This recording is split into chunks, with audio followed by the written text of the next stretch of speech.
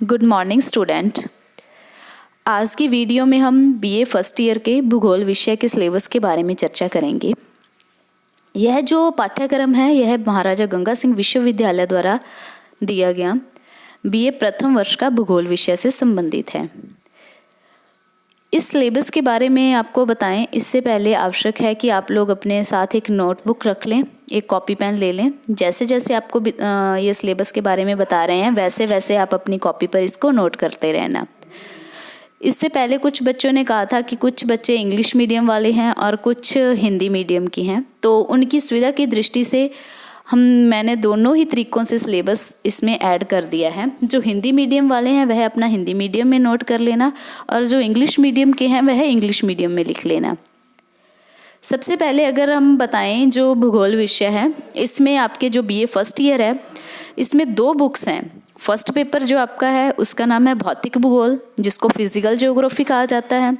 Second paper जो है उसका नाम है पर्यावरण और संसाधन भूगोल जिसको एनवायरनमेंट एंड रिसोर्स ज्योग्राफी कहा जाता है।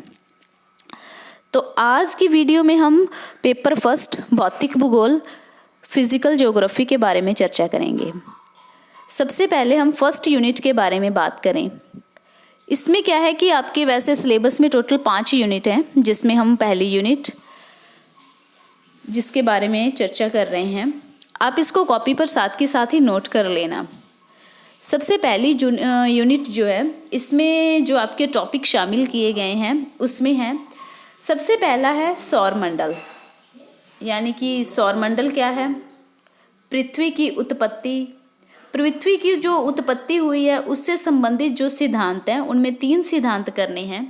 एक तो है निहारिका परिकल्पना, एक ज्वारीय परिकल्पना और एक बिग बैंग सिद्धांत। यानी कि सौरमंडल क्या है अर्थात सोलर सिस्टम, पृथ्वी की उत्पत्ति अर्थात ओरिजिन ऑफ द अर्थ, इसमें जो परिकल्पनाएं हैं निहारिका परिकल्पना, ज्वारीय परिकल्पना, बिग बैंग सिद्धांत यानी कि नेब्यूलर हाइपोथेसिस, टाइडल हाइपोथेसिस और इसी के साथ big bang theory. Second unit की अगर हम बात करें फर्स्ट यूनिट में सेकेंड टॉपिक की बात करें तो इसमें जो सेकेंड टॉपिक लिया गया है वह है पृथ्वी के आंतरिक भाग की भौतिक व रासायनिक अवस्था। यानी कि जो पृथ्वी है वह अंदर से कैसी है, पृथ्वी का जो आंतरिक भाग है उसके अंदर में भौतिक और उसकी रासायनिक अवस्था के बारे में बताना है। उसी के साथ ही इसकी संरचना और कटिबंध, इसमें कौन कैसी संरचना इसकी कैसी है और इसमें कितने कटिबंध हैं उसके बारे में हमने चर्चा करनी है, जिसको अगर हम इंग्लिश में देखें तो physical and chemical state of the interior of the earth structures and zone. आप इस चीज़ को नोट कर लेना। ये जो आपका फर्स्ट यूनिट का सेकंड टॉपिक है। थर्ड टॉपिक की बात करें तो इसमें जो थर्ड टॉपिक है वह है अल्फ्रेड वैगनर का महाद्वीपीय विस्थापन सिद्धांत।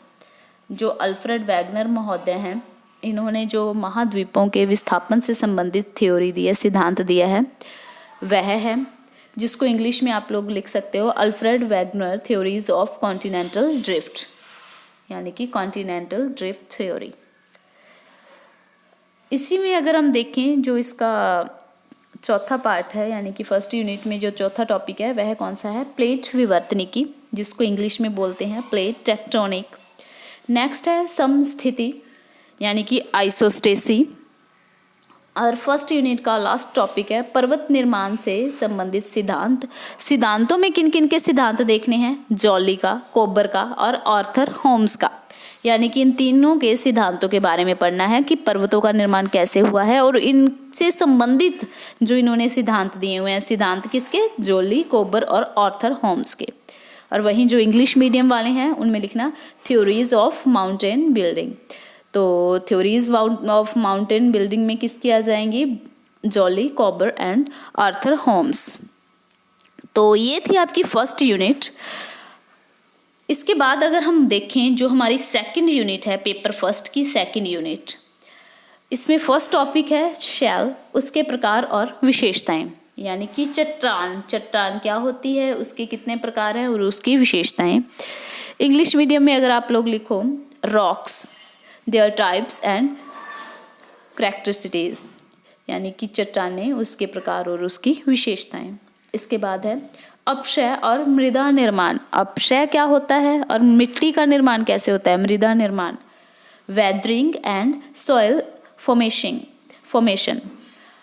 नेक्स्ट जो आपका है भू संचालन, पटल विरूपण, भ्रंश और वलन। यानी कि भू संचलन क्या है, पटल विरूपण किसको कहते हैं, और इस भ्रंश कैसे बनते हैं, वलन कैसे बनते हैं, ये भी सेकंड यूनिट का ही पार्ट है। इंग्लिश में आप लोग इसको नोट कर लेना। अर्थ मूवमेंट, जिसमें फॉल्ट एंड फॉल्डस। नेक्स्ट है आपका टॉपिक भूकंप, जिसको कहते हैं अर्थक्वेक। और सेकंड यूनिट का लास्ट टॉपिक है ज्वालामुखी, कारण और निर्मित स्थलाकृतियां। यानी कि ज्वालामुखी क्या होती है, पहले जो भूकंप क्या है, भूकंप के बारे में भी सारा कुछ आएगा, फिर ज्वालामुखी क्या है, वह किस कारण से आती है और उससे कौन कौन सी स्थलाकृतियों का निर्माण होता है, जिसको आप इंग्लिश में बोल सकते हो वोल्केनोज, और उसके लैंडफॉर्म्स, इसके कॉलियोज। और इसमें क्या है कि वोल्केनोज के जो लैंडफॉर्म्स हैं वह क्या कौन कौन सी आएंगी, तो इस सब के बारे में हम पढ़ेंगे। नेक्स्ट अगर हम थर्ड यूनिट की बात करें, जो हमारी तीसरी यूनिट है, इसमें जो टॉपिक हैं, सबसे पहला टॉपिक है अपर्दन चक्र, विलियम मॉरिस डेविस और वॉल्थर पैंक। अपर्दन चक्र का जो सिद्धांत है उसमें हमने दो सिद्धांत पढ़ने हैं, एक तो डेविस का सिद्धांत और एक पैंक का सिद्धांत। इंग्लिश में आप लोग इसको नोट कर लेना, cycle of erosion, Davis and पैंक।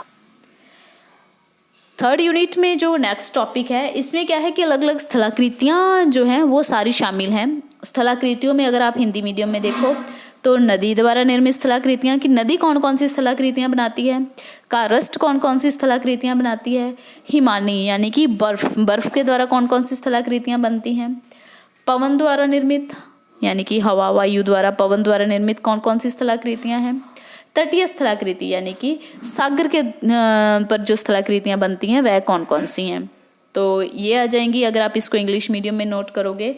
Fluvial landform, karst landforms, glacial landforms, aeolian landforms, coastals landforms.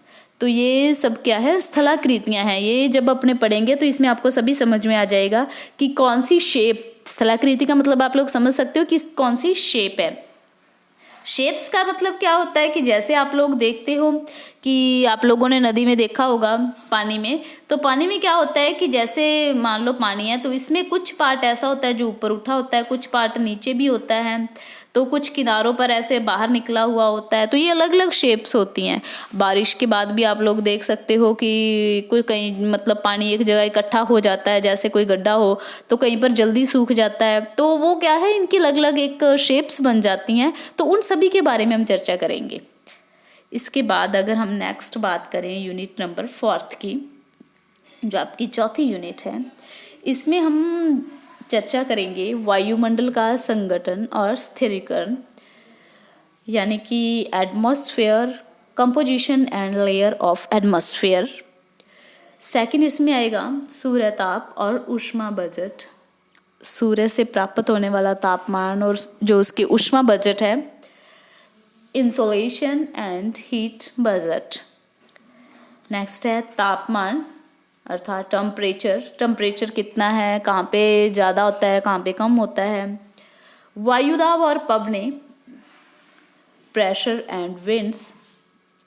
Next इसमें आएगा जेट स्ट्रीम, जिसको इंग्लिश में भी जेट स्ट्रीम ही बोला जाता है। नेक्स्ट इसमें आएगा चक्रवात। चक्रवात में कौन कौन से चक्रवात पढ़ने हैं, उष्णकटिबंधीय चक्रवात और शीतोष्णकटिबंधीय चक्रवात, जिसको आप लोग बोल सकते हो इंग्लिश में साइक्लोन। साइक्लोन में ट्रॉपिकल एंड टेम्परेट।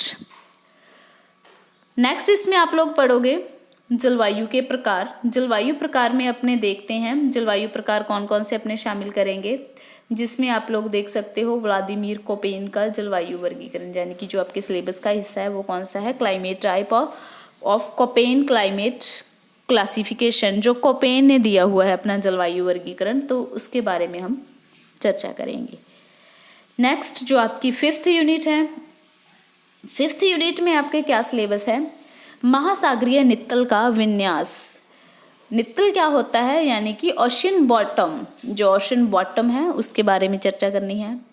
इसके बाद नेक्स्ट टॉपिक है महासागरीय जल में तापमान व लवणता का वितरण, यानी कि जो महासागर का जल है उसमें तापमान कितना है और उसमें लवणता कितनी है, लवणता कहाँ पे ज़्यादा है कहाँ पर कम है। Distribution of temperatures and silently in oceans water, तो इसके बारे में चर्चा करनी है, तापमान और लवणता के बारे में। लवणता का मतलब समझते हो, जो पानी में आपको अपने देखते हैं ना कि कई बार पानी जो होता है नमकीन फ्लेवर आता है उसमें, यानी कि नमक का होता है तो वो लवणीय होता है, तो उसके बारे में चर्चा करेंगे। नेक्स्ट इसमें जो टॉपिक है महासागरीय धाराएं तथा ज्वार भाटा, जो महासागरों में धारा उठती है। और आप लोग अक्सर ये देखा होगा कि बहुत बार ये आप टीवी में भी देखते हो कि यहाँ पर ज्वार आ गया, यहाँ पे ज्वार भाटा आया हुआ है। तो वो जो ज्वार भाटा होता है वो कहाँ पे आता है, उसके लिए कंडीशंस कौन कौन सी होती हैं और कहते किसको हैं, तो इस सब के बारे में चर्चा करेंगे।